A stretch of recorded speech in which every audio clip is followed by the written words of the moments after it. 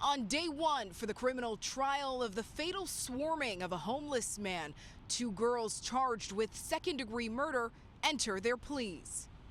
Not guilty to the charge of second-degree murder admitted by two teenage girls Monday, arrested more than 2 years ago in relation to the alleged group attack of 59-year-old Kenneth Lee, beaten and stabbed at a parkette near Union Station. One of the girls, through her lawyer, pleaded guilty to a lesser charge of manslaughter.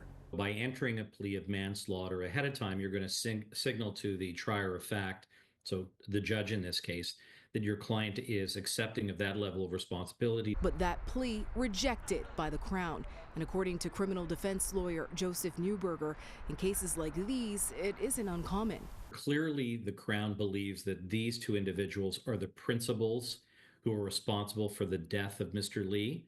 So their focus is going to be primarily on establishing their liability for murder. Which means the trial proceeds as planned for the charge of second-degree murder against both girls, who, according to the court, were 14 and 16 years old at the time of their arrest at the end of 2022.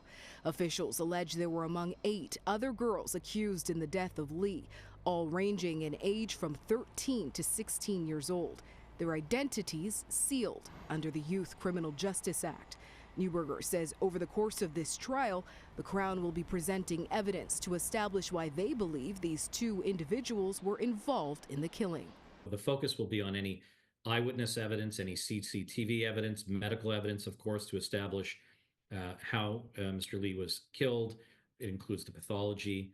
And then what other physical evidence was established at the scene, if there's a weapon. But Newberger says beyond what happens in this trial, there's a greater issue we should all pay attention to.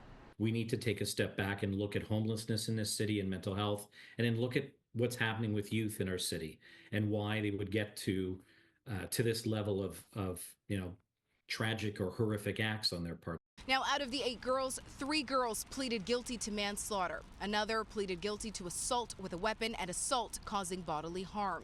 All 4 girls have been sentenced to probation.